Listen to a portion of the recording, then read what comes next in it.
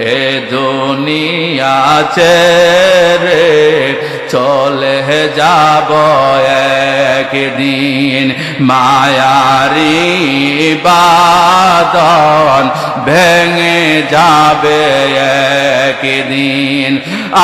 আসব না আমি আর এ ভুবনে কোনো দিন, আসব না আমি আর এ ভুবনে কোনো দিন, এ দুনিয়া ছেড়ে চলে যাব একদিন। কথা কোন ঠিক কিনা?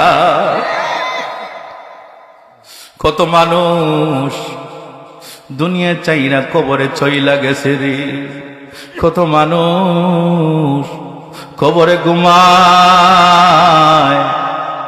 কেউ কারো কবর জানে না রে। আমার বাবারা ভাইরা লক্ষ্য করেন কথাগুলা। এই যে দুনিয়া চাইরা চইলা গেছে, কত সন্তানেরা তার বাবার লাশ কবর দিছে রে, কত সন্তানেরা তার মায়ের লাশ কবর দিছে। ওই মা কবরে কেমন আছে রে, আজও পর্যন্ত সন্তান জানে না। কথা কোন ঠিক কিনা? ওই বাবা অন্ধকার কবরে কেমন আছে, আজও পর্যন্ত কোন সন্তান বলতে পারে না।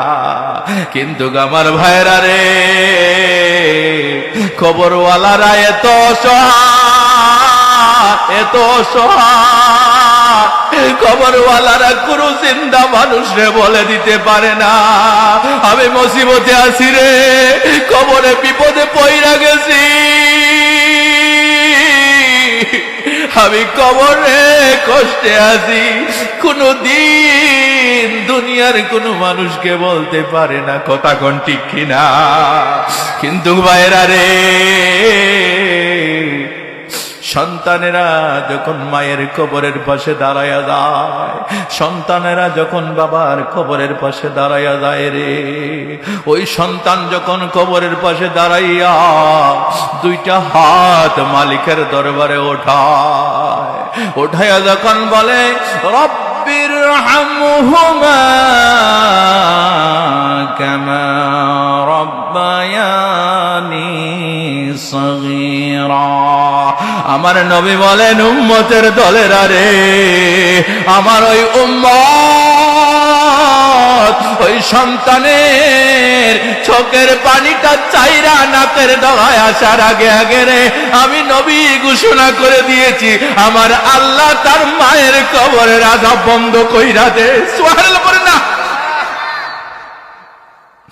বাবার কবরের আযাব বন্ধ হয়ে যায়। আমরা জিয়ারত করতে চাই কি চাই না? কবর জিয়ারত চাই কি চাই না? এ ভাই, কবরের পাশে দাঁড়াইলে মরণের কথা স্মরণ হয়ে যায়। কবর জিয়ারত থেকে কাউকে বাধা দিবেন না। আমার নবীজি বলেছেন উম্মতের দলেরা তোমরা কবর জিয়ারত করো, কবর জিয়ারত করো। আমার নবী আমার ভাইয়েরা কবর জিয়ারত আদেশ দেওয়ার পূর্বে নিষেধ করেছিলেন, এরপরে আমার নবী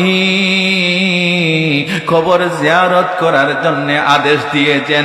হে আমার ভাইয়েরা, কবরের পাশে দাঁড়াইবা, কবরের পাশে দাঁড়াইবা, দাঁড়াইয়া একটু সূরাতুল ফাতিহা পড়বা, একটা বারের জন্য সূরাতুল ইখলাস পড়বা, 3 বার সূরা ইখলাস পড়া নবীর উপরে দরুদ পড়বা, আমার আল্লাহর দরবারে মুনাজাত করবা।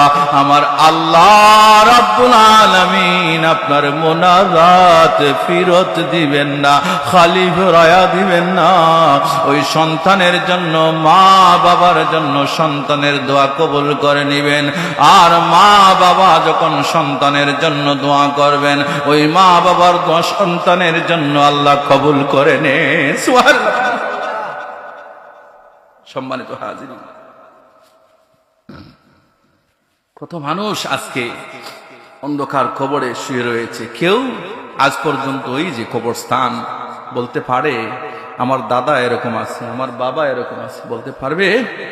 বলতে পারবে না। এজন্য আমার ভাইয়েরা, কবরের পাশে দাঁড়াবেন, কবরওয়ালাদের সামনে দাঁড়াবেন। কবরওয়ালারা বড় অসহায় ভাই। যাই হোক, আমি আমার বিষয়টা আসলে এই বিষয় না, তারপরেও আমি স্মরণ করে দিলাম আমরা যেন আমরা কবর জিয়ারত করি, মরণের কথা বেশি বেশি স্মরণ করি। আল্লাহ রাব্বুল আলামিন আপনাকে আমাকে মরণের চিন্তায় চিন্তিত হওয়ার তৌফিক দান করুক। সবাই বলুন আমিন। আবার বলুন না আমিন।